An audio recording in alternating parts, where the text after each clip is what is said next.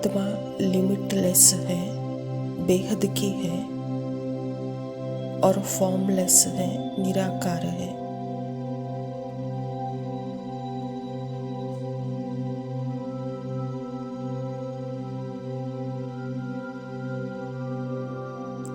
कैसे है आत्मा लिमिटलेस और फॉर्मलेस?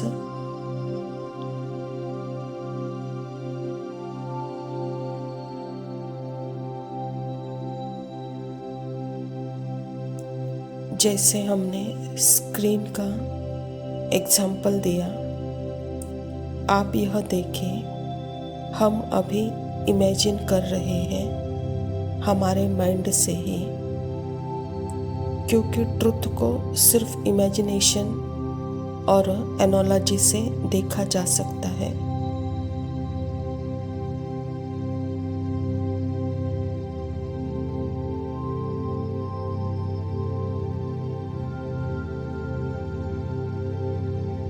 इसे केवल काल्पनिक सादृश्य के माध्यम से ही देखा जा सकता है।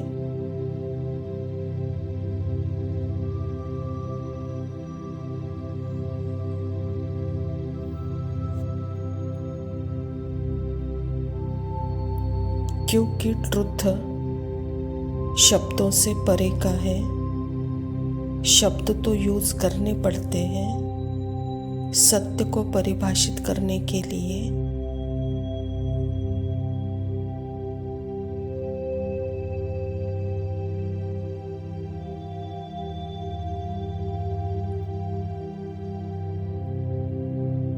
तो हम एक स्क्रीन की उपमा देते हैं। स्क्रीन बिल्कुल कुछ भी एक्टिविटी नहीं है, वो है निराकार सत्य, एकदम निराकार सत्य।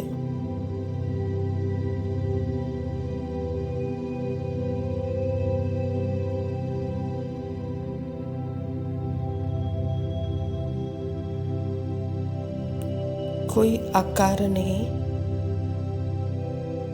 कोई आकार का स्टार्ट हुआ ही नहीं, अभी एकदम निराकार, मतलब zero moment, zero sound, zero thought, zero words, सब कुछ जीरो, वो है निराकार।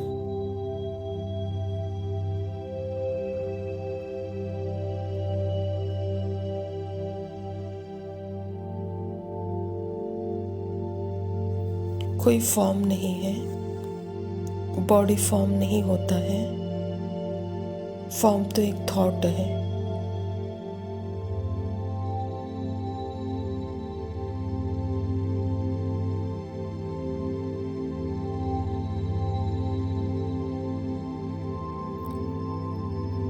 नो फॉर्म, नो आकार, नो वॉइस, नो साउंड, कोई सूक्ष्म वस्त्र नहीं, कोई सूक्ष्म इमेज नहीं, कोई सूक्ष्म मूवमेंट भी नहीं। यह है निराकारी फॉर्मलेस। कोई इमेज ही नहीं, कोई चित्र नहीं, फॉर्मलेस, कोई फॉर्म नहीं लिया है, एकदम फॉर्मलेस आत्मा। उसको इमेजिन भी कर नहीं सकते।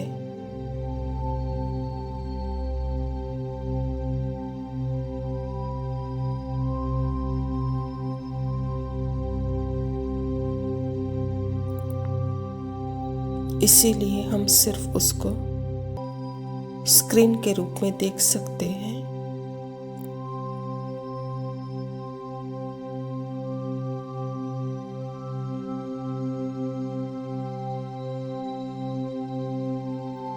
जैसे स्क्रीन बिल्कुल कोई भी उसमें मोमेंट, साउंड, वर्ड, इमेजेस कुछ भी नहीं है, एकदम जस्ट एम्प्टी।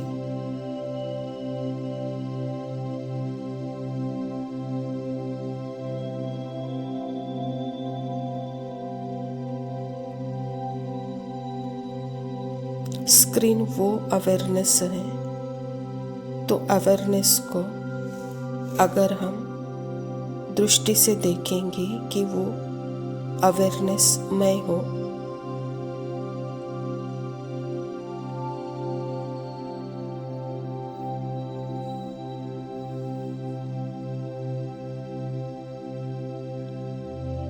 वो लिविंग मैजिकल स्क्रीन मैं हूँ। अभी कुछ स्टार्ट हुआ नहीं है, बिल्कुल एम्प्टी।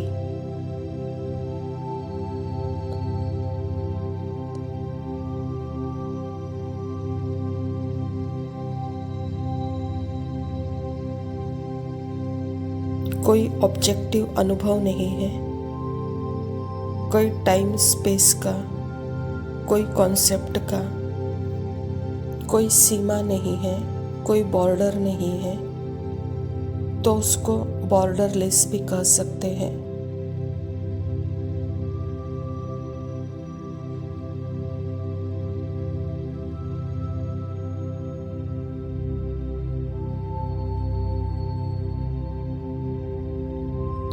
स्क्रीन को आप शेप में देखते हैं, लेकिन यहाँ कोई शेप बॉर्डर भी नहीं है।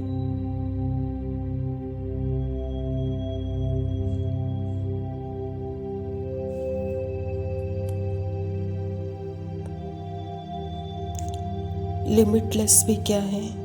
हम सोचते हैं आज मैं यह बॉडी हूँ और मैं नाम रूप हूँ और मेरे अंदर आत्मा बॉडी में बैठे हैं।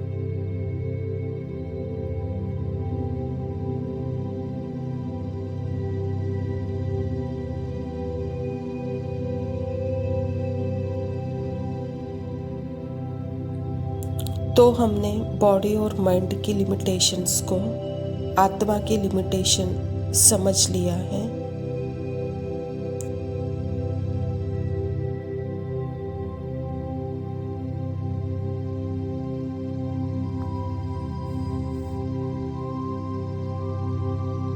बॉडी और माइंड के हदों को आत्मा की हदें समझ लिया है।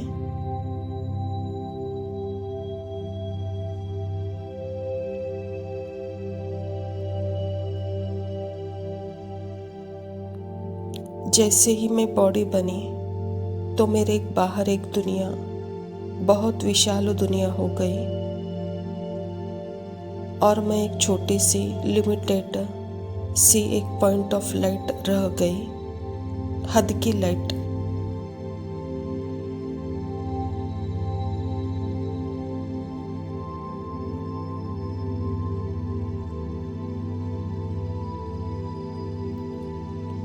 जो कि इस दुनिया में खोई हुई है। यहाँ हम बिल्कुल ही ऐसे कर दिया है आत्मा को, तो हद में ही उसे ला दिया है।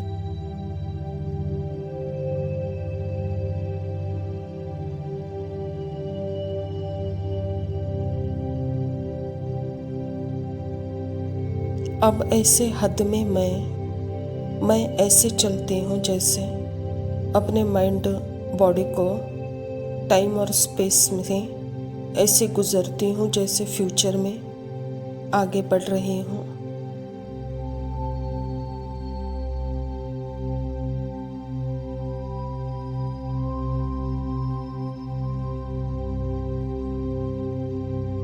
अब मेरा यहाँ पास्ट भी हो गया और मेरा फ्यूचर भी हो गया, तो इसको लिमिटेड कहेंगे।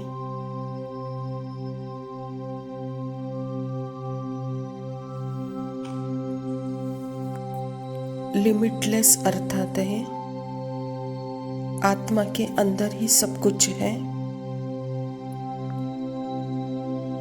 लेकिन वह सब कुछ देखते हुए भी अपने स्टिलनेस में, अपने कंप्लीट साइलेंस में, अपने कंप्लीट प्यूरिटी में, अपने अनलिमिटेड प्रेम में, अनलिमिटेड खुशी में, वह जैसे नेचुरल है।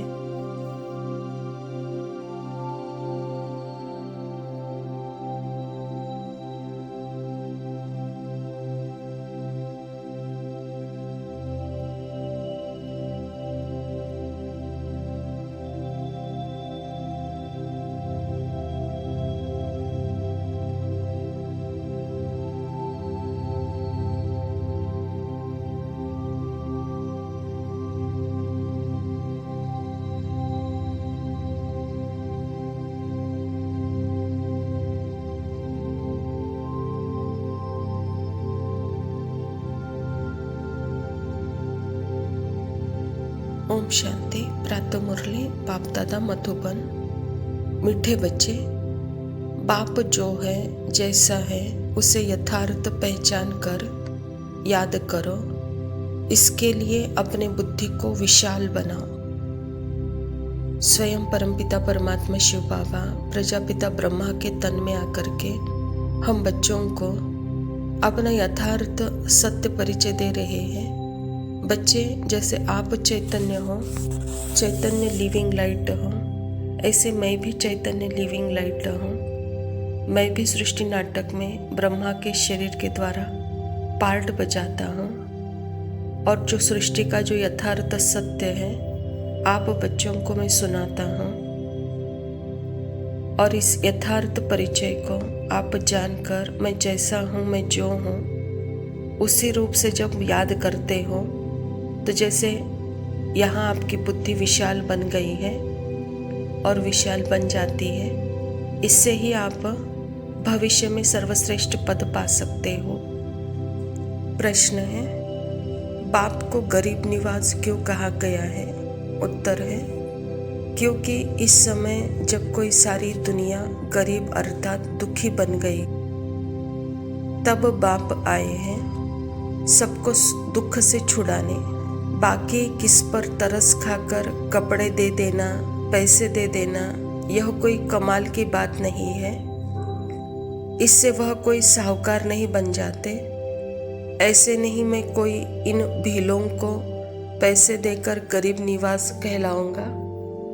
मैं तो गरीब अर्थात पतितों को जिनमें ज्ञान नहीं है उन्हें ज्ञान देकर पावन बनाता हूँ। तो परमात्मा पिता हम बच्चों को सर्वश्रेष्ठ खजाना कौन सा है यह बता रहे हैं। बच्चे, मैं पैसा भी दे सकता हूँ और कपड़े भी दे सकता हूँ, लेकिन इसमें कोई कमाल नहीं है।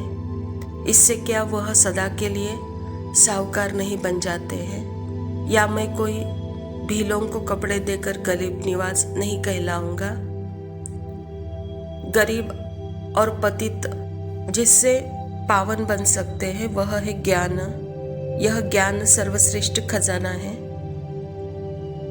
ज्ञान के मनन चिंतन से जैसे आत्मा अपने ही माइंड और बुद्धि से जैसे उभरती है, बाहर निकलती है, अपने स्वस्वरूप को देखती है, परमात्मा के साथ कंबाइंड अनुभव करती है, अपने यथार्थ शक्ति को पहचानती है, अपने नेचुरल स्वभाव को जानती है। यह है आत्मा का खजाना। यह है आत्मा की अपनी समर्थि। जब उसे अपने यथार्थ समर्थि का एहसास होता है, यह शक्ति ही जैसे अपने जीवन को आनंद बना सकती है, निराधार रह सकते हैं एक परमात्मा के याद में। धारणा के लिए मुख्य सार है। पहला पॉइंट है, रूप बसंत बन मुख से सदा सुखदाई बोल बोलने हैं, दुखदाई नहीं बनना है। ज्ञान के विचारों में रहना है, मुख से ज्ञान रत्न ही निकालने हैं। बाबा कहता, रूप बसंत का अर्थ है ज्ञान और योग। यह ज्ञान योग स्थिति जैसे सुखदाई है। आप स्थिति में सुखदाई हो तो आपका व्यवहार, आपका बिहेवियर वह भी सुखदाई होगा। अगर यहाँ ज्ञान योग नहीं है तो स्वयं भी दुखदाई और दूसरों को भी दुखदाई बना रहे हैं। दूसरा पॉइंट है, निर्मोही बनना है। हर एक से प्यार से काम लेना है, गुस्सा नहीं करना है, अनाथ को सनाथ बनाने की सेवा करनी। परमात्मा पिता हम बच्चों को इतना प्यार से समझाते हैं। क्यों समझाते हैं? बच्चे, मुझे पहचानो, आप अनाथ नहीं हो, आप सनाथ हो। यह स्थिति अपनी श्रेष्ठ बनाओ और हर आत्मा को जैसे कि वह अपने आप को अनाथ महसूस कर रही है तो उनकी भी प्यार से सेवा करो, उनको भी सनाथ बनाओ, कहता बाबा। वरदान है, अपने फरिश्ता रूप द्वारा गति सदगति का प्रसाद बांटने वाले मास्टर गति सदगति दाता भव। वर्तमान समय विश्व की अनेक आत्माएं परिस्थितियों के वश चिल्ला रही है। कोई महंगाई से, कोई भूख से, कोई तन के रोग से, कोई मन के अशांति से। सबकी नजर टावर ऑफ पीस की तरफ जा रही है। सब देख रहे हैं हाहाकार के बाद जय जयकार कब होगी है। तो अब अपने साकारी फरिश्ते रूप द्वारा विश्व के दुख दूर करो। मास्टर गति सदगति दाता बन भक्तों को गति और सदगति का प्रसाद बांटो। बाबा हम बच्चों को कह रहे हैं कि बच्चे अपनी निराकारी स्थिति से फरिश्ता रूप का अनुभव कराओ। यह प्रसाद बांटो। यही गति सदगति का जैसे दातापन है। क्योंकि बाबा कहता है कि वर्तमान समय सभी आत्माएं परिस्थितियों के वश चिल्ला रहे हैं। कोई महंगाई से, कोई भूख से, कोई तन के रोग से, कोई मन के अशांति से। वह ढूंढ रहे हैं कौन है वह टावर ऑफ पीस जो कि हाहाकार के बाद जय जयकार करेंगे। तो बच्चे आप वही टावर ऑफ पीस हो। वह टावर ऑफ पीस अपने आप प्रत्यक्ष करो, कहता बाबा। यह गति सदगति का प्रसाद बांटो। स्लोगन है, मन को इतना शक्तिशाली बना लो जो कोई भी परिस्थिति मन को हलचल में ला न सके। जो स्वराज्य अधिकारी होगा, जो मालिक होगा, अपने मन बुद्धि को वह जैसे कंट्रोल करेगा। कंट्रोल अर्थात सदा मन को परमात्मा के याद में स्थिर रखेगा, व्यस्त रहेगा। विश्व कल्याण की सेवा में मन को लगाएगा, मनसा सेवा करता रहेगा, जिससे मन शक्तिशाली बनेगा और परिस्थिति में वह हलचल में आ नहीं सकता। अच्छा मीठे मीठे सिकिलदे बच्चों प्रति माता पिता बाप दादा का याद प्यार और गुड मॉर्निंग। रूहानी बाप की रूहानी बच्चों को नमस्ते। हम रूहानी बच्चों के रूहानी माता पिता बाप दादा को याद प्यार और नमस्ते। लव यू बाबा। शुक्रिया। ओम शांति।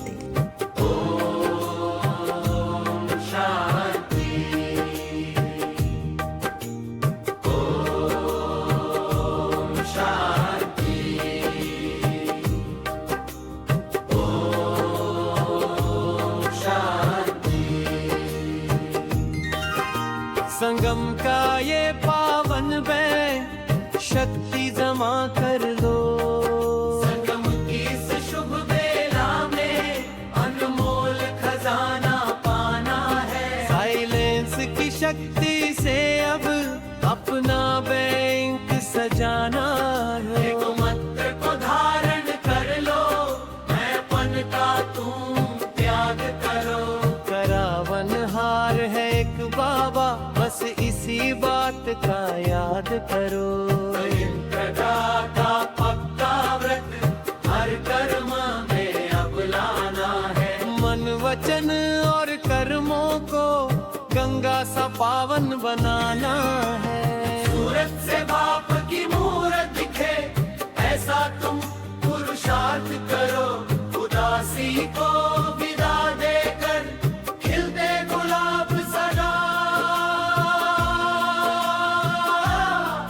श्रृंगार करो। बुद्धि अपने क्लीन रखो और मन को भी तुम क्लियर रखो। बाबा के हर एक इशारे को कैच करने का हुनर रखो। हो जाएगा देख लेंगे अलबेलेपन को अब छोड़ दो। बहुत ही नाजुक है ओ, व्यर्थ से नाता तोड़ दो। अंत समय में सकाश देकर भटकती रूहों को राह दो। साइंस की इस शक्ति पर साइलेंस का तुम विजय दो। हिम्मत का तुम एक बढ़ाओ, मदद के 1000 पाएंगे। हाथों में प्रभु हाथ लिए हम संग चलेंगे, संग जाएंगे। ओम शांति।